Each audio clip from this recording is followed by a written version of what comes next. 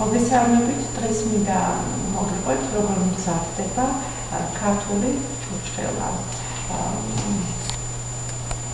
ჩურჩხელა საქართველოში ერთ-ერთი ტრადიციული პროდუქტია, რომელიც ქვეყნის ყველა კუთხეში მზადდება, მაგრამ განსაკუთრებულად გემრიელი არის აღმოსავლეთ საქართველოში, კერძოდ კახეთში. საიდანაც პირადად მე ვარ ლაგოდეხიდან და პირადადაც მიმიღია მონაწილეობა თუ როგორ მზადდება ჩურჩხელა და ყველა ეს პროცესი მინდა რომ თქვენ მოგიყვეთ და გიაროთ როგორ ხორციელდება. ჩურჩხელა არის ისტორიულად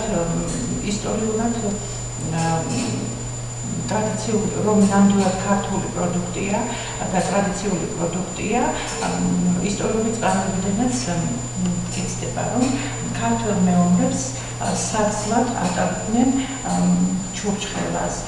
იგი ნოყიერი პროდუქტია, კალორიულია, არა მალე გუჭებადი და ამიტომაც ატარებდნენ მეომრებს საცლად.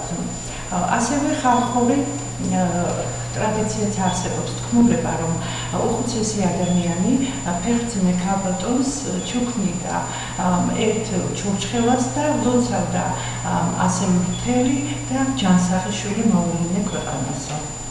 და ბოლოს ნამდვილად წარმოუდგენელია სახალხო სუფრა ჩურჩხელისა და თათარის გარეშე. ეხლა გიაროთ როგორ მზადდება ჩურჩხელა. ამისათვის უნდა წინასწარ მოვამზადოთ ჩვენ ძაბზე აღმული პროდუქტი, რისგანაც ჩვენ ვამზადებთ ამ ჩურჩხელას. ჩურჩხელა მზადდება კახეთში თხილისაგან, ნიგვზისაგან, მაგრამ ჩვენ აღვნიშნეთ, რომ ჩურჩხელა მზადდება ასევე საქართველოს ყველა კუთხეში და ყველა კუთხეს თავისი დამახასიათებელი ტრადიციები აქვს. მაგალითად, დასავლეთში ჩურჩხელას აკეთებენ ხილის წვენისაგანაც, ყველანაირი ხილის წვენისაგან და ასევე აკეთებენ სხვადასხვა პროდუქტებისაგან, მაგალითად გოგრის თესლისაგან, აკეთებენ ასევე ჩირისაგან და რა თქმა უნდა თხილისაგანაც. ჩურჩხელა მზადდება შემდეგი წესით. უნდა დავჭრათ მხოლოდ უნდა იყოს ძაფი, ბამბის ძაფი ან კაპონის მსხვილი ზომის ძაფი, რომელიც 20-25 სანტიმეტრის სიგრძით უნდა დაიჭრას და გავამზადოთ აი ამ ფორმით.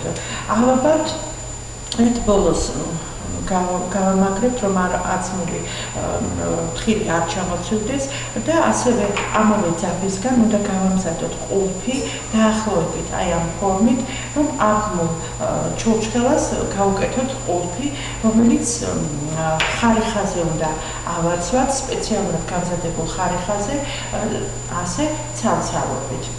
გავამზადებთ აი ამ ნაყოფს ჩურჩხელებს აი ამ ფორმით. ეხლა როგორ ხდება თვითონ თათარის მომზადება? მე როგორც თავში აღვნიშნე, ტრადიციული და ყველაზე გემრიელი თათარა მზადდება კახეთში, რადგან იგი განსაკუთრებული ჯიშის ყურძნისაგან მზადდება. მხოლოდ და მხოლოდ თათარა ჩურჩხელა მზადდება ქაწითელის ჯიშის ყურძნისაგან. ყურძნი საერთოდ თათარა მზადდება შემოდგომაზე, ყურძნის დაწვევის შემდეგ მაშინვე ამოიღებენ წვენს და მოვყვეთ ეხლა როგორ მზადდება ბადაკი, რომ გარკვეული რაოდენობის წვენს ვადუღებთ მაგალითად 1.5-ზე კონცენტრაციით, რომ ძალიან უნდა დადუღდეს, რომ მას შაქრის ფხვნილის დამატება არ დასჭირდეს. და ბოლოს ვიტყვით, რატომ არის განსაკუთრებულად საყურადღებო 1.5-ზე დადუღდეს ყურძენი, რომ იგი ჩურჩხელას უნარჩუნებს სირბილეს და სხვა იმ ძირითად თვისებებს, რისი ღირსებაც არის ჩურჩხელა, რის ღირსებაც არის, რომ იგი არ არის მალე გუჭებადი და დიდხანს ინახება. ეხლა როგორ მოვამზადოთ თათარა?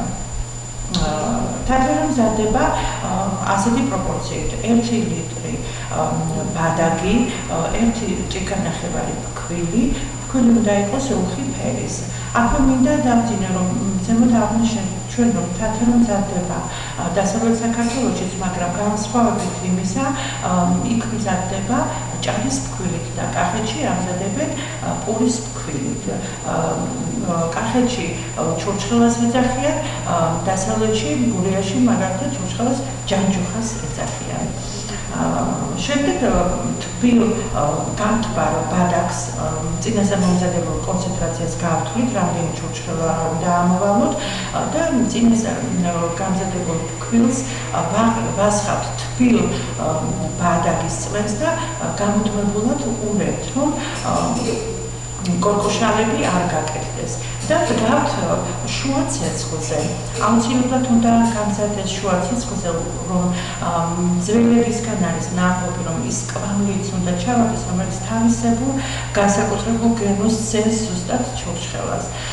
და ვურევთ გამუდმებულად ამ მასას, სანამ არ გასქელდება და სანამ ბუშტუკები, დუღილის ბუშტუკები არ ამოვა თათრას ზედაპირზე. შემდეგ, როდესაც ფერს შეიცვლის, გამოხდება, გაწითლდება, გარდა გვაქვს მომზადებული მასა ნაკვებ ჩხალზე და ვიწყებთ უკვე ამოვლებას ჩვენს მიერ გამზადებული ჩურჩხელებისას.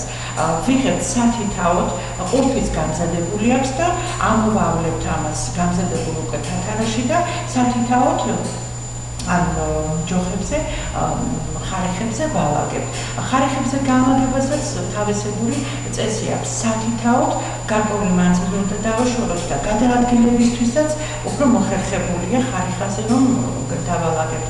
რადგან ამოვლებული ჩურჩხელა უნდა დავდოთ დღისით მზეზე და საღამოთი უნდა შევინახოთ. უნდა გაშრეს კარგად ჩურჩხელა, არ უნდა გამაგრდეს, არ უნდა გავახმოთ და შევინახოთ, შენახვის წესი ასეთია, რომ შევინახოთ ტილოს მშრალ დოლბანში გავახოთ, დავდოთ მშრალ ადგილზე, სადაც არ უნდა ყინვა, არ უნდა იყოს ძლიერი ყინვა, იქ არ მოხდეს და ეს შეღრმავებული ჩურჩხელა ბილდება და თეთრად დაიფოქება. სწორედ ეს ნიშნავს, რომ ჩვენს მიერ გამზადებული ჩურჩხელა არის სრულფასოვანი.